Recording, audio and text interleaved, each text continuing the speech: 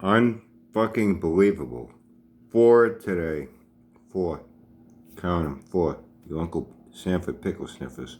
1, 2, 3, 4 videos. Since my last video concerning my, #1 fan, from now on he will be known as Mopar Madness. He's fucking mad in the fucking head. He's a madman, angry, full of fucking hate and rage. Maybe he needs to get laid. You know what I mean? Just sitting around at night watching fucking porn on the internet, jerking off. Hoping he could get a fucking date, have a good woman like I have, like a lot of you have, except him.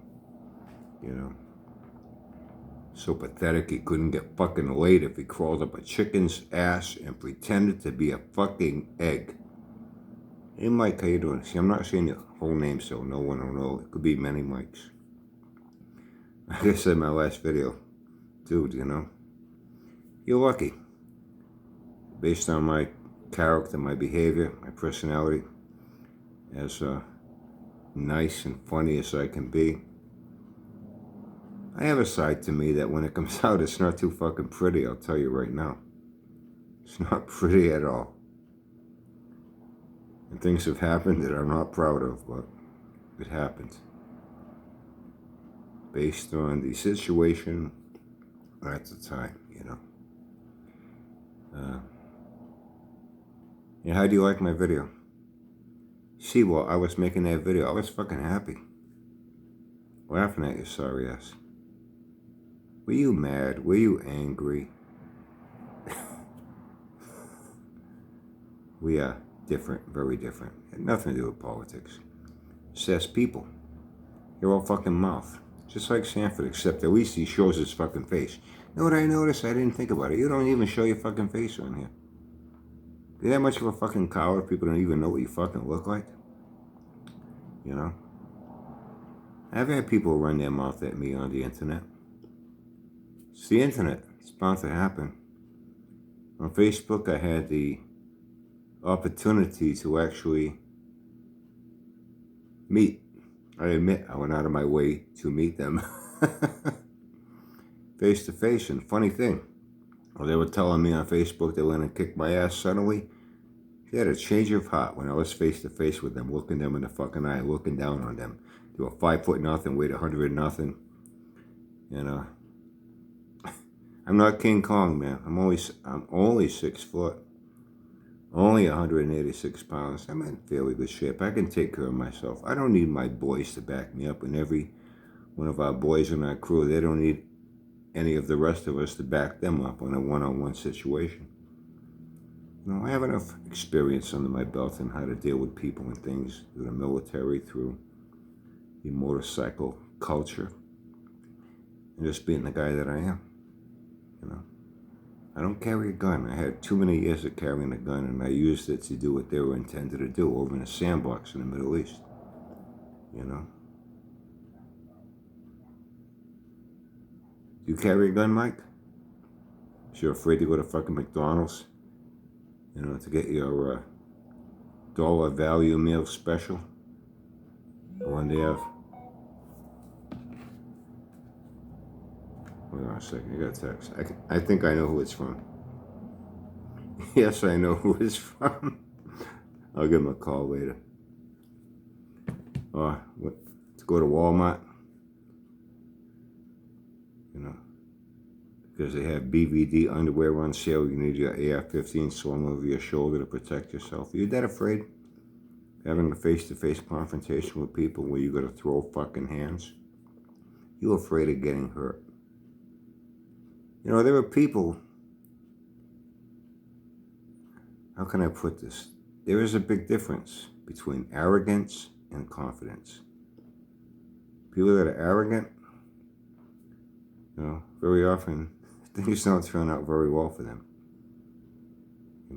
People that have confidence, they have a much better chance of success, like we say in the Corps. You never let your mouth write a check your abilities can't cover. Never let your mouth write a check your abilities can't cover. Are you listening, Mike? You know, you want to get into a YouTube pissing contest with me? You know, I think it's more than safe to say, you know, shit you want to talk about me. I don't think you'd want to say it face to face with me, eye to eye.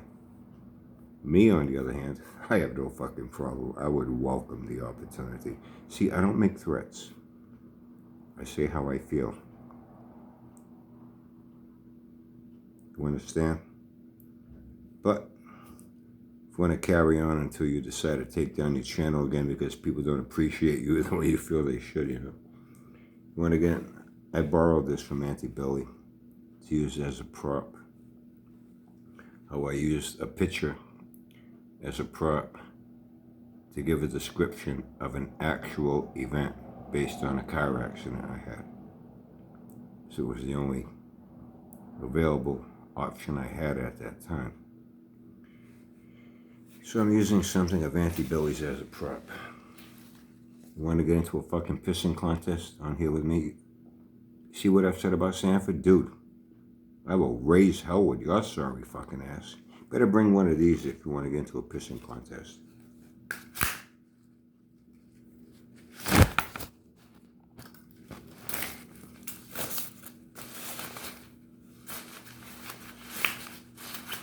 Better bring a fucking umbrella, Mike. So I can turn you into a fucking puddle like that if you want to get into a pissing contest with me. Try me. And you know, life is strange. There are some people that travel. I've been known to travel. I've been down to Tennessee a few times, see my 2 cousins there. You know, I've been to many parts of this country as well as over in the sandbox in the Middle East, you know. I travel. I have the money, the means to be able to do it. You know what I mean? You know what I mean? Anyway, I hope you find enough of a fan base that will appreciate you so you can keep your channel up. And, but I got a feeling, you know, people establish a pattern of behavior. Get the hiccups like Sanford has. You're doing the same thing. Like I said, you prove everything for me. Just like Sanford has proved everything for me, as Pickle Sniffers have proved everything for me. You know, you guys do all the work for me. Some way I feel a little guilty. Maybe I should pay you guys for providing me with fucking content. You know what I'm saying? You know what I'm saying? You must be furious, you know, huh? See, I'm sitting there feeling pretty fucking good. I'm laughing. You're going out of your fucking mind. Fucking Brian Cabral. Fucking Brian Cabral. Yeah. I wonder how willing you would be to have that attitude that you have on here if we were face to face, eye to eye. Consider that. Consider the creed that I first saw when I was a grunt getting off that fucking monkey bus at Paris Island with my basic and my gun. He was the biggest, blackest, meanest motherfucker I ever met in my fucking life. And he had 2 plaques in the barracks that me and the other guys looked at every fucking day.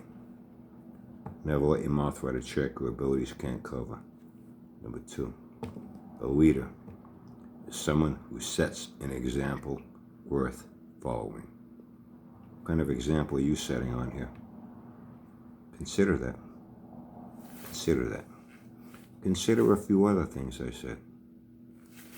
And you might want to go out and buy one of these if you choose to make another fucking mistake with me.